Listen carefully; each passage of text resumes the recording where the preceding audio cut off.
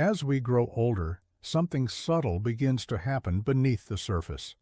We stop jumping, stop stretching, stop trusting our own balance. Our bones, once the silent pillars of our youth, quietly weaken, not because of age alone, but because we've stopped asking them to stay alive. I once met a man in his 70s who told me he never thought he'd fear stairs. "It's not pain," he said, "it's doubt." That small doubt, in your knees, your spine, your hips, it spreads faster than age itself. But what if it didn't have to? In Japan, some elders in their 90s still climb steps with ease. They don't rely on gyms or machines. Instead, they practice a simple 5-minute ritual every day, one that keeps their bones awake. It's not extreme or secret. It's consistency, movement, and attention, rooted in centuries of balance and mindfulness.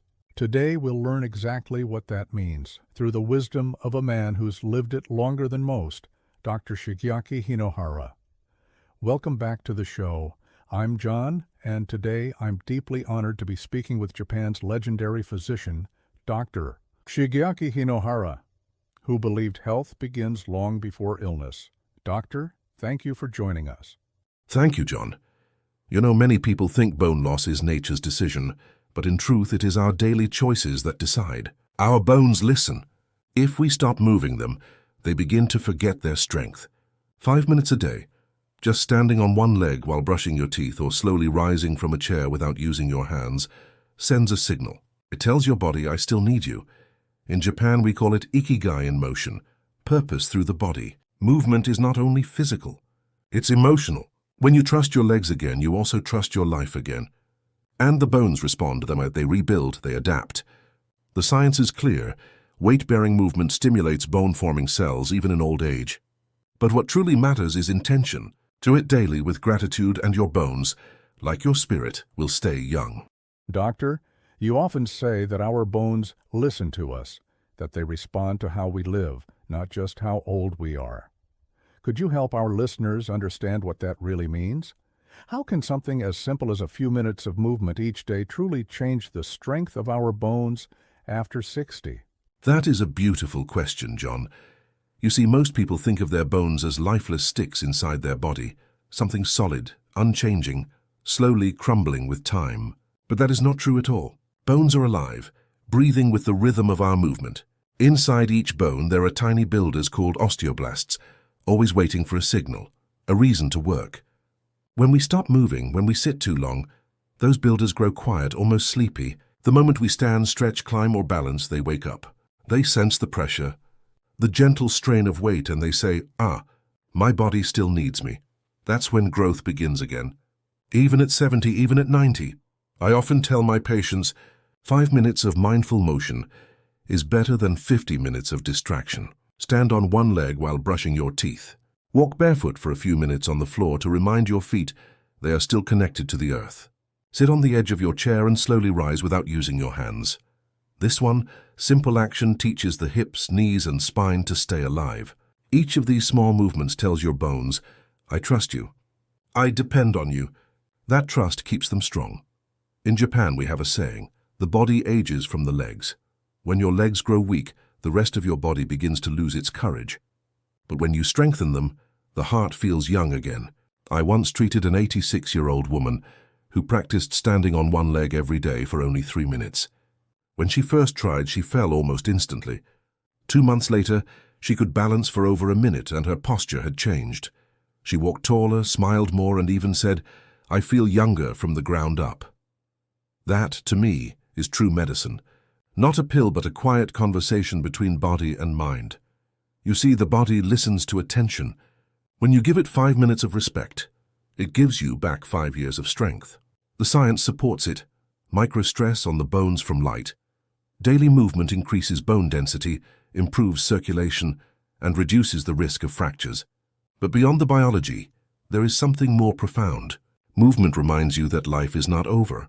It tells your body that it is still needed, still loved, still part of the world. So do not wait for motivation or the right exercise plan. Just begin. Move gently, but every day. Let your bones hear that you are still here and they will answer. Doctor, you mentioned something beautiful earlier.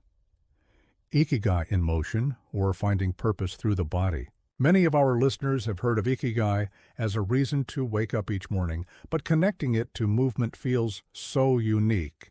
Can you share what that truly means, especially for someone who's aging and maybe feels their purpose fading a little each year? Yes, John, this is very close to my heart. Ikigai is often translated as a reason for being, but it is not a grand purpose or a lifelong mission. It can be as small as the desire to water your garden, to prepare breakfast for your family, or to walk outside and feel the morning air. When we speak of Ikigai in motion, we mean that the body itself can carry that sense of purpose. Every step, every slow stretch, every act of balance becomes a quiet declaration that you still belong to this world. As we age, many people begin to separate the body from the spirit. They say, my mind is willing, but my body is not. Yet the truth is the two cannot live apart. When you move your body even gently, your spirit feels movement too. I have seen many elders lose their Ikigai when they stop trusting their legs. They begin to feel fragile, invisible, and unnecessary. But once they start moving again, even if only for a few minutes a day, when something awakens, they rediscover rhythm. It's not exercise for the sake of health. It's movement as a language of life. The Japanese tea masters teach this beautifully. Every motion, pouring the water, lifting the cup, turning the wrist, is deliberate and full of attention. It is not about speed, but grace. The same applies to the body after 60. Move not to fix yourself, but to honor yourself. I once met a retired teacher who told me she had lost her motivation after her husband passed away. She said, "Doctor, I don't know what to do with my mornings anymore." I told her, "Begin by walking to your garden and touching each plant as if it were an old friend." 3 months later, she returned and said, "Now I walk every morning. I feel like I'm still part of the growing things." That is Ikigai in motion. It is not about how far she walked, but about the life that returned with each step. The body does not just carry us, it reminds us. When you move, you tell yourself, I'm still capable, still connected. And that feeling of connection releases energy that no supplement or medicine can replace. Movement gives meaning, and meaning gives movement. It becomes a gentle circle of renewal. So if you are listening and you feel your purpose fading, do not look for it in books or memories. Stand up, breathe deeply, take a step, lift your arms, feel the weight of your own life returning to you. That moment, that motion is enough. Listening to you today, Doctor, I'm reminded that health isn't just something we protect, it's something we participate in. It's in those tiny, ordinary moments, standing a little taller, walking a little farther, trusting our bodies again. Maybe true longevity isn't measured in years at all, but in how present we are within each movement, each breath, each small act of care. Yes, John. Longevity is not the goal. It is the result of living fully moment by moment. When you care for your body with kindness, when you move with intention, you are telling life, I am still here. Health is not the absence of illness. It is the presence of curiosity, gratitude, and motion. Even at 90, I still stretch every morning, not because I must, but because it reminds me that my story continues. Every cell, every bone, every heartbeat wants to serve you, but they need your attention, your respect. When you rise slowly from a chair, feel your strength. When you walk, listen to the rhythm beneath your feet. That is your connection to the world. Do not rush, do not compete. Simply move with grace. In those few mindful minutes each day, you are building not only your body, you are shaping peace, confidence, and purpose. Thank you, Doctor. And to everyone listening, maybe that's the truest medicine, motion with meaning. Let your body remember what it was made for, movement, balance, life. If this conversation touched you, take a moment to subscribe and stay with us on this journey, because the smallest lessons, when lived, can change everything.